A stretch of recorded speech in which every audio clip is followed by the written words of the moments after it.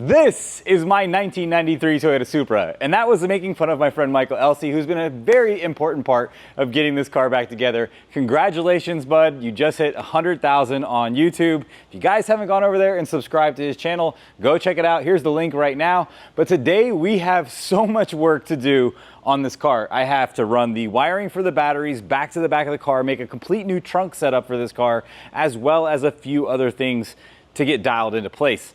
And by a few, I mean a ton. Now, the goal is by December 25th, this will be the Christmas present to myself to have this car running and driving. And in today's episode, we're gonna button up a ton of stuff. You guys already saw in the last episode, there was a ton of things that we already did. There's still so much more to go. And that's why my goal is Christmas with this car. We're taking our time. We're gonna have this car running, driving, fully functional, and looking beautiful going down the road. Now, like I always say, that's enough talking. Let's get to work. Okay, so to get the wiring through the firewall and cleanly to the back of the car, we are going to have to go into the carpet, but to do that, I don't want to just go into the carpet anywhere. I want to go where the factory went with the factory wiring harness. I first have to connect it to the part coming off of the fuse box, and then we're going to run it all the way back along this wiring harness here, back to our battery, where we're going to set up a custom setup in the trunk. It's a lot to do.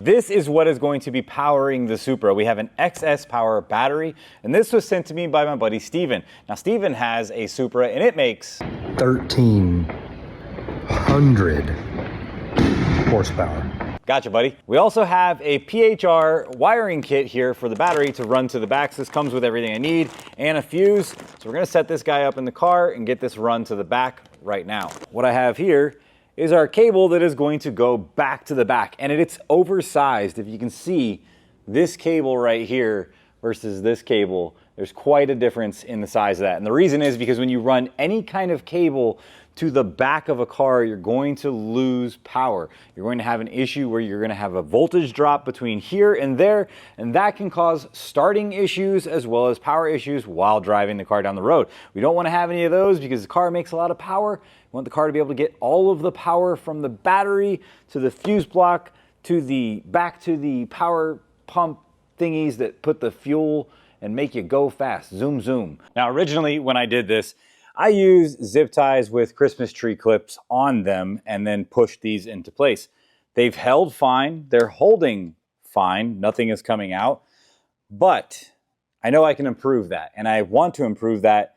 And the reason is because there is no reason. I think we could just improve this and make it much better. So I'm going to put some riv nuts along this area right here and then run the wire with this wire through here and through that grommet down there.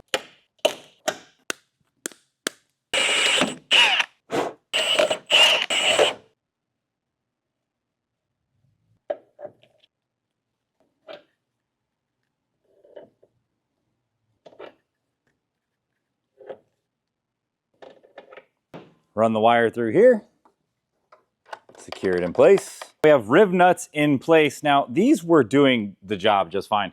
As you can see right there, that was pulling really hard on that Christmas tree clip, and it basically ripped as it came out. So that means this thing was holding on just fine. Improved and better. And we have insulated P-clamps. Let's put those in place.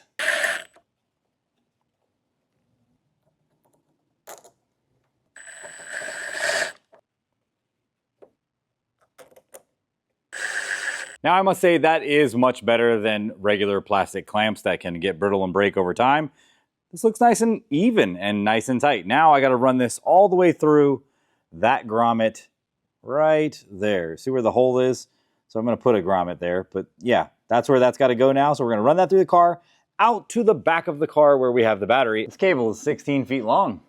And I'm putting about an inch in at a time. As always, you want to make sure you secure everything nice and tightly out of the way, and that is going to happen with these beautiful black zip ties right here. Look at that. OEM-ish. Crap. I just realized I didn't put the grommet in yet. That goes in there nice and tightly. Even though my wire is secured by this grommet, I am still going to seal that up, probably with a little bit of urethane around the hole, because that will make sure that we won't have any water leaks into our beautiful interior now. Definitely don't want that thing smelling like water. We want it smelling like beautiful Italian leather. Clean is the name of the game, and we are trying to keep this as nice as possible.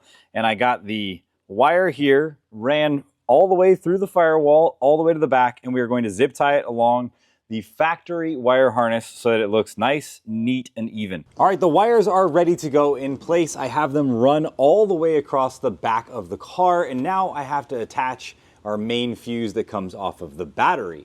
What I want to do is I want to make sure that I put wire ferrules onto this wire. Well, guess what? It's the next day and I have wire ferrules and a bunch of other parts, as you can see here. And the reason for that is because I've been using the Plaud Note to keep track of everything going on in the shop. The Plaud Note is credit card sized, it's super lightweight, and it snaps right to the back of your phone whenever you need to use it. So therefore, whenever you're taking a phone call from somebody and you want to keep that stuff organized and know exactly what you need to do from that conversation, say a meeting or something like that, this will record it all. After Plaud records the audio, it transcribes it into text. It uses powerful AI models to generate clean summaries, extract insights, and even build custom templates for interviews, meetings, and technical sessions. All clearly laid out for you. The new all-day feature lets you preview extremely long recordings. Then it'll selectively transcribe and select just the parts that you need. And with 30 hours of continuous capture, 60-day standby, and 64 gigs of storage, I don't have to worry about running out of space or battery. My favorite feature is Ask AI. I can literally go and find lists that I made from months ago. Find my parts list for my 2JZ engine build. And it searches across every recording, summary, and finds info and gives that answer to me instantly. Speaker labeling is built into. Once you tag someone's voice, it auto-identifies it the next time. It even trims the silent parts automatically and merges multiple audio clips. And it supports over 112 languages for accurate transcription. And everything is protected so you don't have to worry about your data being sold. If your day is full of working on cars, meeting with people, talking on the phone, just like me when it comes to building this Supra,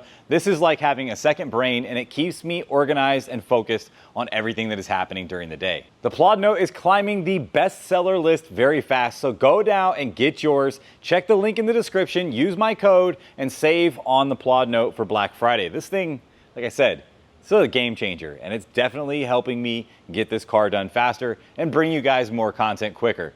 Now, I gotta get back to work. I've already made the notes. I already have my parts. Let's put them on the car. This is a wire ferrule. Basically, it goes over the wires, sleeves them together, keeps them from fraying apart, because when you tighten down this Allen key right here, after you slide the wires in, if there was no ferrule on there, it would basically spread those apart, possibly allowing this to come loose. This will hold that into place because you'll get a nice even surface to apply pressure to with your Allen. Now, that's what I'm gonna do. I just have to figure out exactly where I'm going to mount this at. I think I'm gonna relocate this to right here on the side. So what I'm gonna do is I'm going to puncture some holes right here with my handy dandy pick and get that set in place. Okay, now I'm gonna drill 2 holes right there, mount this guy in place, run my wire to there, then I'm gonna run the other wire right up there. I wanted to put this in an easy access spot where I could basically just lift up the carpet, pull the trim back, and there it is. If anything needs to be modified or anything needs to be fixed, I can get to it, no problem.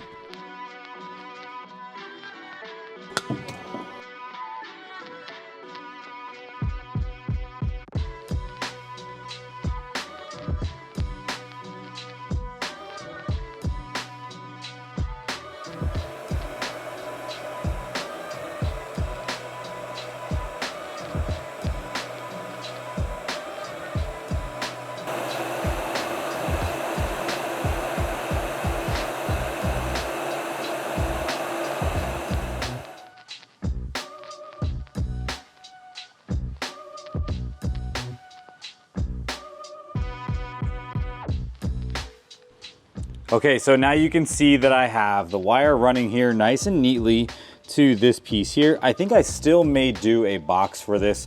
As long as I can make it a low profile box, this should be fine. I don't want this thing moving around too much. I can also just make something to go on the top of this, but a box might be a nice clean look to it. Maybe that's what we'll do. Not sure yet with that. We'll figure that out here in a little bit. But as far as I'm concerned, this looks nice and clean. It follows the line all the way back up there under the carpet, nice and cleanly, nice and smooth, no open exposed things, no edges that'll rub. Close that off, and then we're gonna work on our negative cable. Where I've seen people tap is right around here. They go right between these two little bumps that are on the frame rail. They thread the frame rail, and then they put this right in place right there. So that's probably what I'm gonna end up doing. We'll see, but I'd also like this one to exit out of the box right away and go right to wherever it's gonna ground at.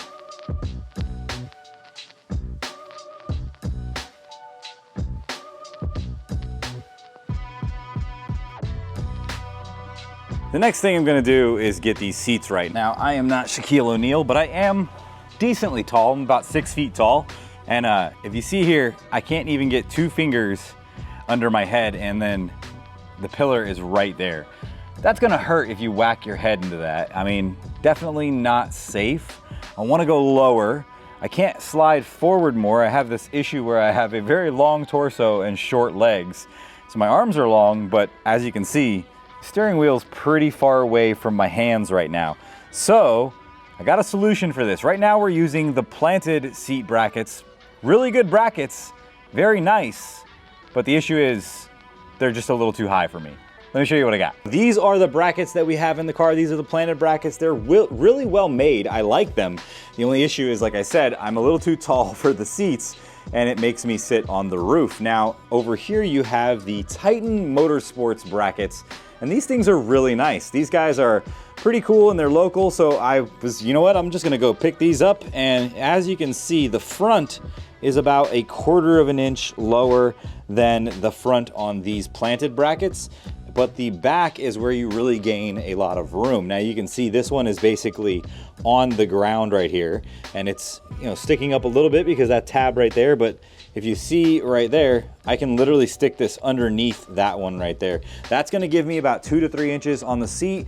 I should be able to get a lot more headroom, and that will be a lot better for me. Now, Titan utilizes one of the bolts closest to the rocker, and then this bolt right here on the tunnel. So it does not have that bolt that goes to the floor right there, but it has the one that goes to the tunnel. That should secure it just enough. That should be fine.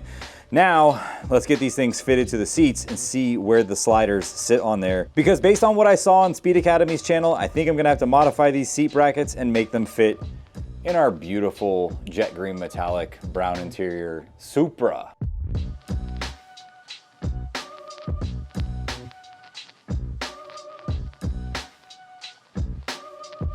To keep the sliders on this, I definitely have to make my own holes, and that's okay. I'm just going to go ahead and bevel the edges and make sure that these bolts can go as low as possible.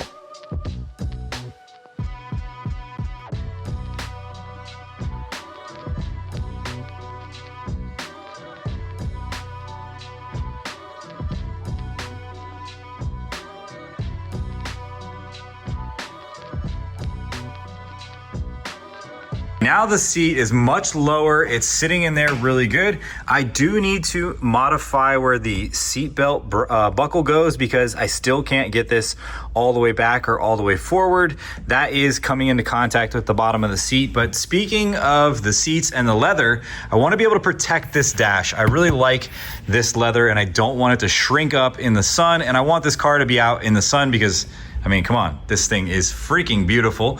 So I got some guys on the way here actually right now, and they are going to show me some of their really good window tint that they've been developed. I mean, come on, look at that color, guys. It's gotta be in the sun. It's gotta be in the sun. All right, and these are the guys. You guys know Nick. I'm Dawson. I'm Q. These guys are gonna show me today how you can use a film that is as light as this and still get the protection from the heat from a film that is dark as this. I'm Nick, here with Podium Films. I am a shop owner. I own a shop called Swanky's Automotive. These guys beside me own a wonderful window tinting business as well. They're called Tint Monkeys. We do mobile service and shop service in Daytona Beach. Now, as shop owners, we wanted to develop something that would give ultra premium quality with a super unique brand, hence the Podium Window Films, and be able to come to market to provide something that's super high quality, but yet still super affordable. Our P1 Plus here, for example, in our 70%, does 94% of infrared heat rejection. So that's 94 infrared heat rejection through something that's totally clear. We have our P2 here, which is one tier down. This film also does 92.7% IR. All of our films are ceramic. All of our films have amazing infrared heat rejection capabilities. Prove it. He's not lying. I've got the proof. Here's I don't your believe proof, this Jack. guy either. Here is your proof, Jack. This is a meter. It meters three different things. It meters visible light, so you guys are going to see just how light this tint is. Ultraviolet rejection rate, which is those harmful UV rays that are coming in and damaging your skin, damaging your interior. That's why we're helping Jack out. I'm very white, so I mean, that'll help. And then lastly, our infrared. That's going to be the heat rejection number. That is how much heat that it is rejecting. When I was in high school, I got rejected a lot. I'm very excited to see how this works when it's on the car and it's out in that hot Florida sun out there. So let's give this a test and see what we can do here. This is our top of the line P1 Plus, as Nick said, and it is rejecting just under 94%. That's freaking amazing. Like, this is like pretty much transparent. It's amazing. Just under 70% VLT. It's truly amazing. It's good stuff. Once you get used to this or have a film of this nature in your vehicle, you can't ride in other people's cars without this, especially in Florida. Will it make me a better driver? I don't know about that. This is our second tier film. It's called P2. It's lower in terms of how much heat that it rejects, and it's darker. And the common misconception is that the darker the film is, the better it performs. That's not always the case. This is 20%. It's going to perform better than the 70, right? Oh, that's where you're wrong. You're wrong, because when I put this up here, wow, 92.4. So you can install tent. Yeah. You can install tent. Yeah. And you can install tent. What are you doing here? I'm really thankful for my friend Nick. He has a really cool company, Swanky's Automotive, as you guys saw earlier, and he's been a friend of mine now for a few years. They've been doing this window tint thing, and I called him up and said, hey man, I really want to put some window tint on the Supra. I don't want it really dark, but I want a lot of rejection from the heat and all of that other stuff to keep the leather inside good. He said, I got the perfect stuff for you. I said, how much? And he goes, it's free, bro, but please promote my window tint company and show everybody the type of product that we're coming out with. So here you go. If you own a shop and you want to pick up some of this film, go ahead, check the link in the description and get yourself some high quality tent at really good prices. Thank you again, Nick, and all the guys over at Tent Monkey, as well as Zach, for coming by and just hanging out. It was a fun time. I really enjoyed this. And besides that, the window tint on the Supra looks absolutely amazing.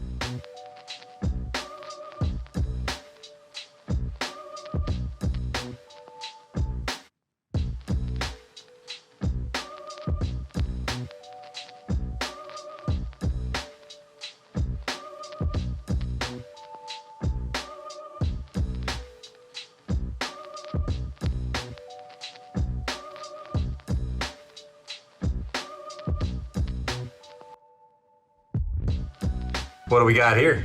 Got a mint back glass. Mint. Q loves that word. Don't say that word. In all seriousness, the back glass came out spectacular. Typically, when you're tinting a car of this age, we like to say that the tint job is only as good as the canvas. Well, Jack, you have truly restored this car because it turned into an excellent canvas. I appreciate Honestly, that. This probably went better than a brand new car because of how, OCD you are with keeping the interior clean, and everything was thoroughly taken apart for us, and we were able to get this back glass with, I see, 0 specks of contamination, which is typically impossible in a window tint job, right? Typically you at least get 1 speck, to standards, but there is nothing in this glass. So it looks really good, and I like that it retains that visible, like you can see clearly through this and see everything in the car, but you still get the heat protection and you still get a little bit of that smoked look, and it looks really damn good. I want to thank these guys again. Check the link in the description if you guys want to look into getting some of their tent for your shop. I highly recommend it. It's not the last time you're going to see me hanging out with these guys. We're coming up to an event here in January, and we'll probably be bringing the Supra out. We're most definitely bringing the Supra out, and we're going to give everybody rides in the car and have a good time. So I got to get back to work, and I'm going to stay here really late and work on this car. The windows are over here. They are tinted and looking amazing. The guys did a great job making this car look very subtle, tinted, and not like, over the top. You can still see through all of the windows, but there is that UV protection and heat protection for that beautiful leather interior. Now, as you can see, we've got quite a bit of parts here on the table, and that is because today we are going to be installing pretty much all of this stuff, hopefully. I really think we can get it all done today, but there will be some things that I need to modify and go ahead and make custom because, you know, custom car. So these are some speaker pods for the doors because we're going to be replacing the factory speakers that are in there, and we're going to replace them with some focals because I have these in the Evo. I like the sound of them. I don't really need a lot of bass in this car. You know, I'm going to be listening to that guy right there when I drive this. I'm also going to be installing a power steering cooler. This is an aftermarket cooler. I want this to be all AN lines, and I want this to be nice and clean in the engine bay. I think we can do something really special there and clean that up in the front of the car. Also, we have brand new factory boots for our steering rack, as well as a CTS-V brake conversion. Now, these here are sold as a rebranded CTS-V brake caliper. This is a Brembo caliper, and that is a Brembo caliper. We're going to be putting front and rear CTS-V conversion onto this car. As you guys saw, we're using the excess power. We also have some terminals. We're going to make ourselves a ground for the engine. And yeah, there's a ton of work to do. There's even more parts than this. I just wanted to show you guys the goodies that we got going on right now. All right, well, there's still a lot of work to do. I also pulled out the interior so those guys could tint the windows and it wouldn't get wet. But yeah, all right, cool, let's go. We want to get this cooler into the car right now up against this thing as tight as possible because we're going to have our intercooler coming across here. And also I want this discreet and out of the way. So what I'm going to do is I'm going to mount this somewhere along the front right here, probably using some of the factory locations as well as making something new because as you can see, we got our mounting tabs here, and I don't really want to make brackets for this. I want this to just look as clean as possible by using factory locations.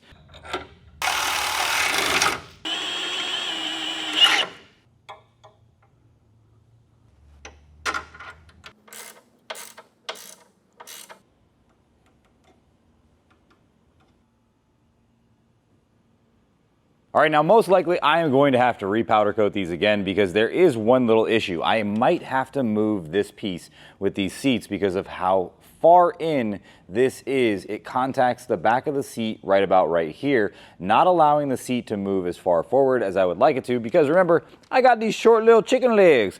And on top of that, we have two different color calipers here, and that is definitely not going to be the colors that I choose. I'm not going with silver and I'm not going with red for my green and gold and brown Supra. So, might do yellow, we don't know yet. I'm not sure. This is gonna be something that I need to get repowder coated, and I definitely wanna do something special, like a different kind of logo on here. This is cool and all, but it's not the logo that I want on my custom Supra. So, we're gonna go do something right now, and I'm gonna introduce you to the guy who's going to be doing that. All right, so you guys know that I always get all of my powder coat done by my boy John here, because love you, bro. Hey, I'm John. This guy is awesome. You guys have seen him a bunch on the videos. We've done some amazing work to the Evo, as well as the Supra. Literally all of the powder coating, like I'm showing you right now, was done by John over here with his team. This place is amazing. As you can see, he has a beautiful showroom. We are about to see John open up a full PPF tinting and wrap shop. Yes, sir. In the other side of the building right here, and it's pretty amazing. I want you guys to come to John's shop right here. I think there's an address on here. There's no address. Yeah, there's the address right there. Right there. So I'm gonna also put that on screen. John is having a grand opening. We're gonna have as many cars as we can fit in the parking lot. We want this place to be full of people to enjoy the show. And I'm also probably going to roll over the Supra if I can get it over here in time. My call to action for you guys is to come to this show, hang out, say hi, meet John, meet me. I'm definitely gonna be here. And we're gonna enjoy a really cool time. Check out some of the cars that are gonna be here. It's gonna be pretty amazing. This is just a few of the really cool cars that are going to be at this show. Guys, come hang out, get some food. There's gonna be giveaways. Be respectful, this is a business, and have fun. I hope to see you guys out there. Come say hi. Back at the shop now, it's time to get the Supra up in the air and get these CTS-V brakes modified and fit to the car. If you guys have any ideas of what color I should paint these brakes, comment down below. I'm still not really sure what color I want to go with yet. Let's get these bad boys in place. Oh yeah, dude. That looks freaking awesome. We have cross-drilled rotors going on. These are gonna look really good on the car. Now, I'm gonna take these back off. I'm gonna fit up my bracket And then I have to make some modifications to our brake caliper because of the way that these brackets on the factory spindle are. You have to modify them to make them fit. There's a little notch that needs to be cut out of the front calipers. So I'm gonna do that right now, fit them up, see what we got. Big thanks to Bold Boost Performance for setting me up with the CTS-V brackets. There's nothing like getting some brand new parts and then immediately cutting into them. As you can see here, the bolt hole doesn't line up, so you have to notch it so that you're able to get the clearance on the brake caliper to be able to bolt these things up.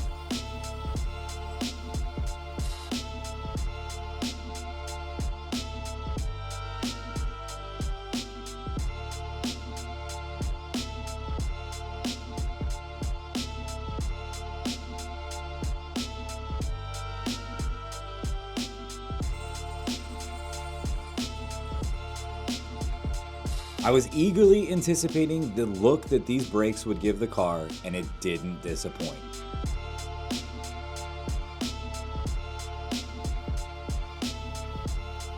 Man, this looks so good. I don't know, guys. Red looks pretty good. I mean, red and green, it might limit the wheel choices, but you know the colors at least. But man, holy moly, dude, this looks so freaking good.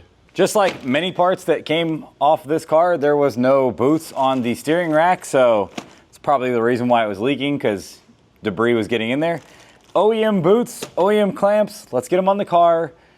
Man, this thing is, I'm getting excited because this is where we start to see the finished product, and I cannot wait to put the wheels on this car.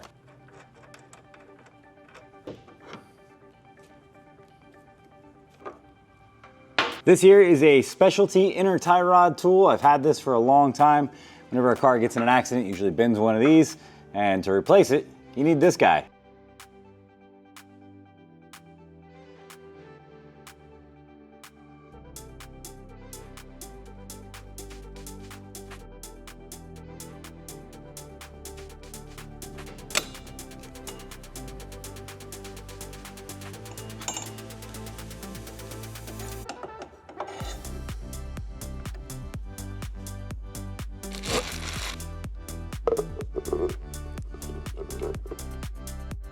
So much work has been performed to this car to bring it back to its former glory. I am really enjoying the ride, and this thing is starting to come together and look like a car, so it's getting me even more excited to see the finished product.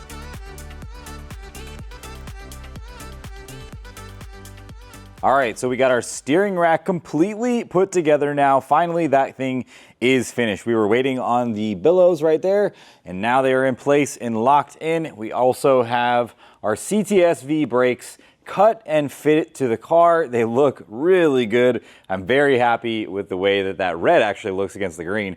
Not quite sure yet if I'm gonna go with red or yellow or another color, maybe gold, who knows. I think gold might complement this because we've done so many gold accents on here, but as you can see here, we have our wire that runs from our fuse box all the way through here. It also goes through this little boot right there. I'm gonna have to seal that up. I have some stuff to seal it a little bit better.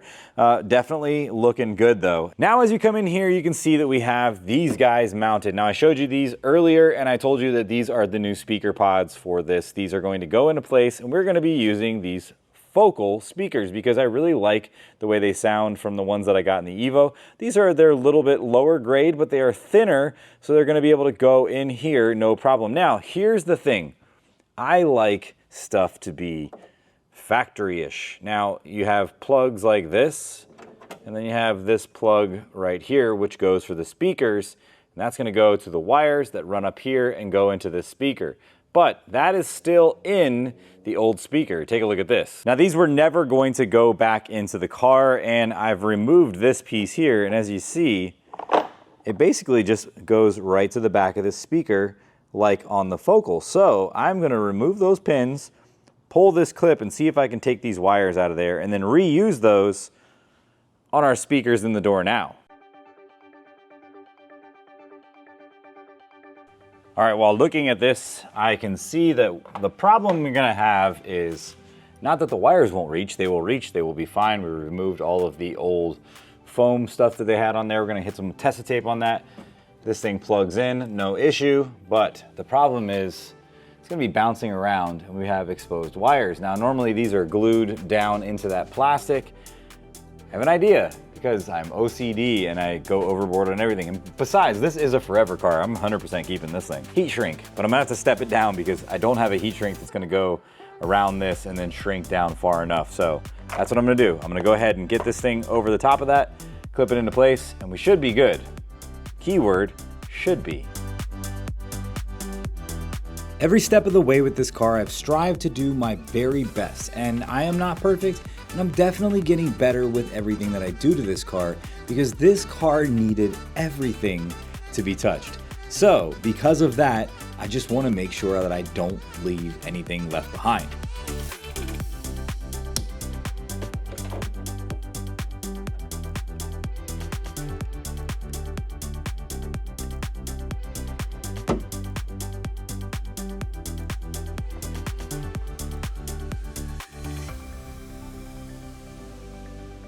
Now I carefully put this glass in, not to scratch this brand new window tint. I can't wait to see what this car looks like with the doors closed and the windows up. I'm very excited right now. This is an amazing feeling to know that it's come this far.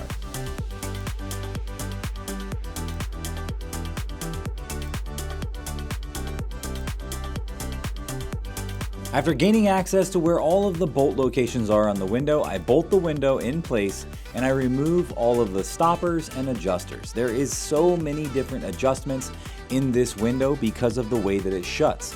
It shuts against the seal and compresses the seal to come over the edge of the window and then seal it up completely from the outside elements. And if you don't have that right, you will have a water leak.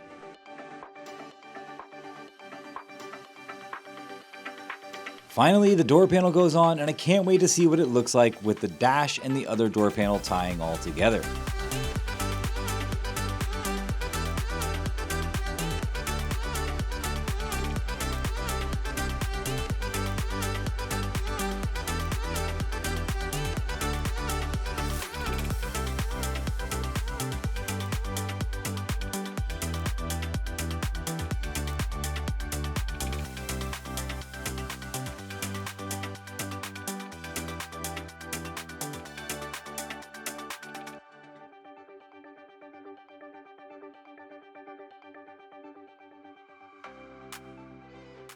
Quick little reminder, guys, I am doing a contest with Bling Sauce for you guys to get a behind the scenes tour of my shop, as well as a ride to a Cars and Coffee hangout, get some lunch in the Supra. If you guys want to go over there right now, here's the link. Go check it out. Get yourself some really cool products because I've been using them to keep the Supra clean, and they definitely are doing a very good job at keeping all the debris off of the car while working in the shop. Go get yourself some products over there, hit the link in the description, get yourselves entered for a really fun time and a cool day over here where you can come see some of the secret projects that we got going on in the shop. All right, the caliper is installed. It has been shaved on the back to fit with the new bracket. These are free moving, everything looks good. Now is the step where we want to get the perfect wheel fitment. Now we don't have a wheel yet, but we are going to try to get this to fit in here very nice and snug against this edge. Now I have rolled the fender, but it has not been pulled. So basically when you pull it, what's gonna end up happening then is you're gonna have gaps that open up on the sides, fitments with your bumpers, things like that that change. I didn't want that to happen, but I wanted to get maximum wheel clearance, so I rolled the fender lip all the way over flat against this edge here. Now this tool right here is from Ramstead or Ramstead, I'm not sure how you say it, Ramstead Manufacturing. It's a really cool, interesting tool. It's basically 3D printed, and it has your outer wheel edge lip, which is this guy right here. This will be your diameter of wheels, and then also your size of your wheel. So I'm gonna run an 18-inch wheel all the way around on this car, but we are going to do a staggered wheel. We're gonna do a wider wheel in the back and a little bit more skinnier in the front. All right, let me show you guys exactly how close this is. I'm gonna set this on the edge of the fender. That's like perfect. That is literally like right on the edge. All right, now I'm gonna take these measurements right here and I'm gonna send these off to the wheel manufacturer. They're gonna set the front up exactly how I want it.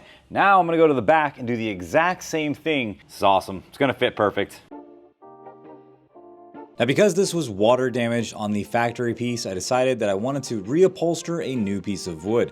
And to do that, I'm gonna have to use this skill saw here and cut it out nicely and then sand down the edges. I used the old piece as a template and then I was able to get the exact shape.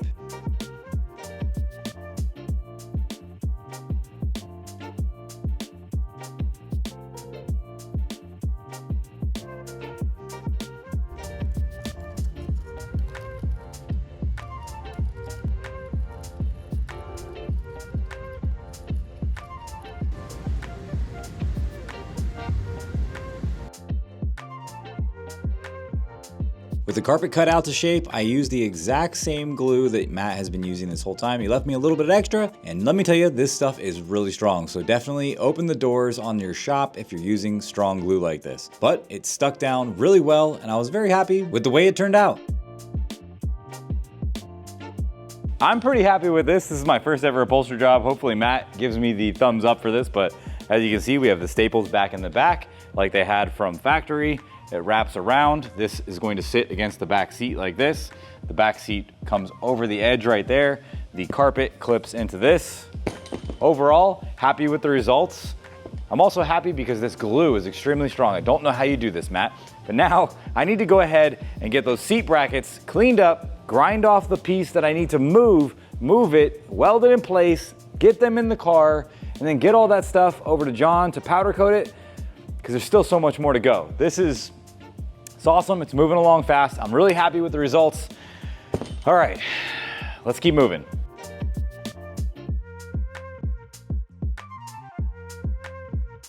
All right, so these are the Titan seat brackets. There's nothing wrong with them except that this comes into contact right here with the seat. And that is the seat belt buckle bracket, so I need to move that over. As you can see, it's welded in place and it's kind of slanted over. That gives me a little bit of room to work with. This is where we bolt to the tunnel, and the tunnel does go in an angle like this, so we have a little more room at the top to be able to slide this over. So what I'm gonna do, I'm gonna cut it off right there, and then I'm gonna move it over just enough and angle it so that this can get past that with no issue.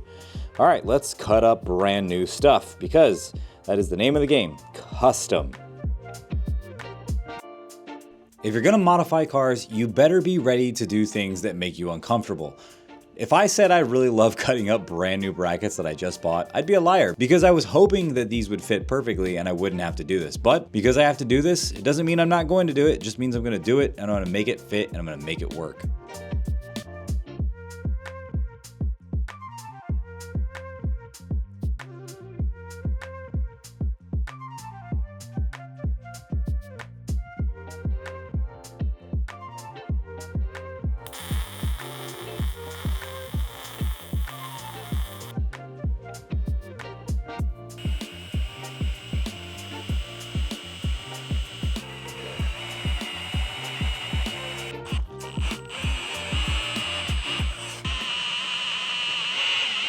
All right, this is the moment of truth.